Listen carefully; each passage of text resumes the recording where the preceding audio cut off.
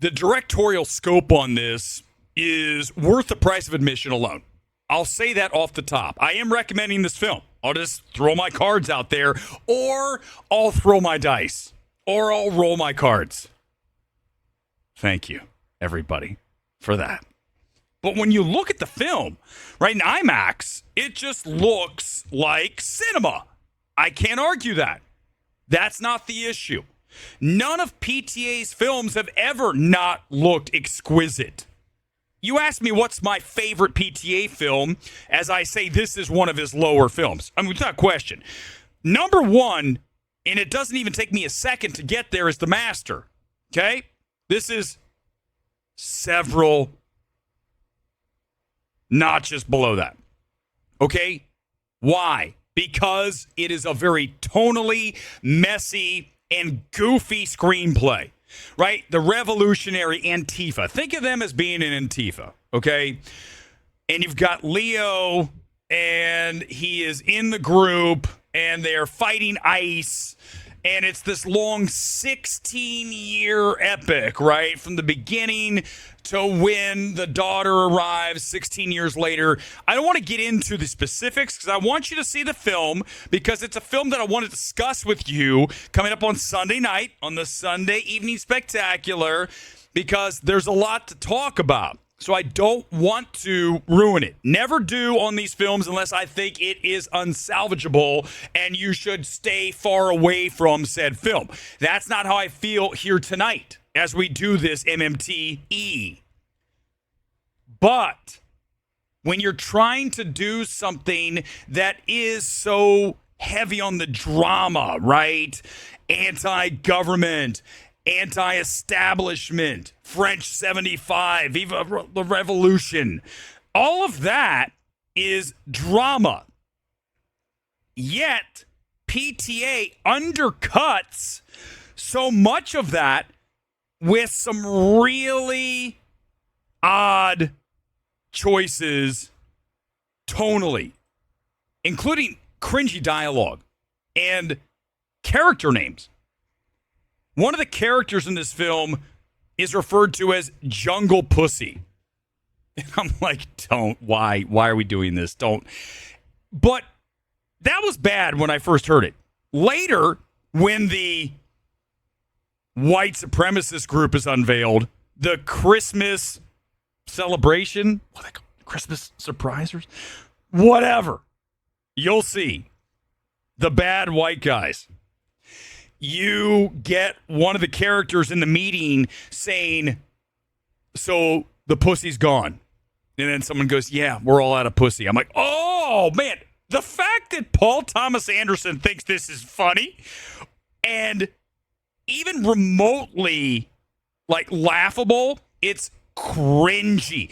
I sat with the audience, and typically, right, Burbank is a left-leaning audience, okay? It's L.A., so they're going to love anything that's centered on, anything that has anything to do with white supremacy. Look at Sinners. Watch the end of Sinners. Oh, my God, it's the best thing ever. Kill the Nazis. Okay, but in Burbank, even something like that people would normally go, oh, yeah, this is great. What? Why?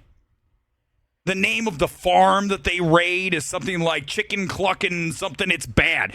So many things here are named trying to get laughs instead of like playing into the seriousness of it, that these revolutionaries want to go against immigration, allow people to come into the country unfettered, essentially, because that is Antifa's stand, and that's pretty much what French 75 in this film believes, okay? But if you're going to do that, don't give me all of this just cringy shit that happens throughout the entire movie. I think the other issue here is you paint everything in one shade, each side, right? The French 75 revolutionaries are all essentially good. Even when we have a character blowing away a bank security guard because he's moving around too much. And then we're supposed to care for that character after she slays him for not staying put on the ground as they robbed the bank with Jungle Pussy up with her machine gun saying this is what real power looks like. It's like a bad version of Heat, that entire scene. But, right, how am I supposed to care about these characters if they're doing things that are irredeemable? You can't just blow away somebody because they're, the guard's like doing his minimum wage job. But still, PTA decides to not really condemn that and not put this character away and allow her to continue, essentially, even though we don't see her very often after that happens, because of Sean Penn. We've got to talk about Sean Penn. This is one of the most cartoonish caricatures of a performance that I have seen in a very long time. I love Sean Penn. I am not anti-Sean Penn and his politics. You gotta understand, guys, when you watch MMT, I might take a stand on this or that, but I am, and there is nobody in this space who is more objective than me. Nobody. Don't even bother. Don't even put someone in the comments, this person. I will destroy them when it comes to objectivity. But Sean Penn here, and the way it's written, this falls back to PTA more than it does to Sean, but still, it is a PTA issue. Why is it a PTA issue? Because when you're the director of a film, you've got to be able to get your talent to modulate their performance. If you were to ask me what the number one problem with one battle after another is, it's that a lot of this film is over-modulated. Everything is playing at a 10 or 11 when I need you to bring it back. Sean Penn is like an 11 cartoon. I want you at a 9 less cartoonish. That falls on Paul Thomas Anderson to tell him you're doing too much here. I know, but then he wrote the character that way, so I can't really blame Penn. It really falls back to PTA. So if you're going to ask me when I wrap this entire thing, is Paul Thomas Anderson a contender for Best Director? I can't say yes because he wrote this, and as the director as well, he's got to make a film that is not all the things that I am dragging here tonight. So I can't even say, outside of the scope and the look and the Vista vision of this, I cannot say this is one of the best directed films of the year because scenes bleed on too long. Characters are written as caricatures.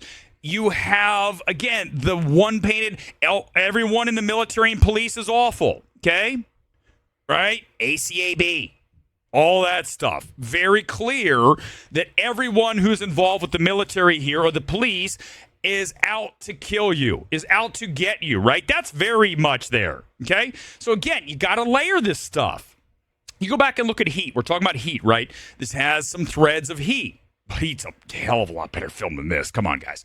But when you look at Heat, right, even with the cops and the robbers, the good guys and the bad guys, you still had some shades. You got to see De Niro with his girlfriend. And he just really wants to get away with her. And then he can't because he has to take out the dude who turned on the entire group, right? That film is truly, that is a masterpiece, right? Heat is one of the best films of the past 30 years plus, okay? But when you look at this film, you don't have those layers, and you end up with characters like DiCaprio, I think is also not his best here. But again, it's not his fault. He is playing this manically getting high, Cheech and Chong-ish kind of guy. And that is, again, a detriment to the film that's trying to drive home this anti-ICE, anti-government stance, and then you have this goofiness going on, and DiCaprio spends half of 15, 20, 30 minutes, hell, trying to figure out a password on the phone, and that gag runs on forever. Then he's trying to charge his phone, and that goes on forever. Everything here goes on too long, but DiCaprio's out of control. It reminded me of Wolf of Wall Street when he was under the influence, right? That scene's great, where he's driving and he's dragging himself across the ground. Imagine a version of that for the majority of the film. That's problematic. So, not his best. No one here is at their best.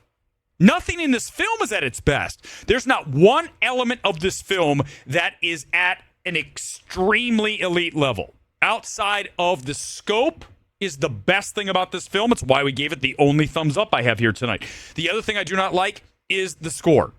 I believe it's Johnny Greenwood here, right?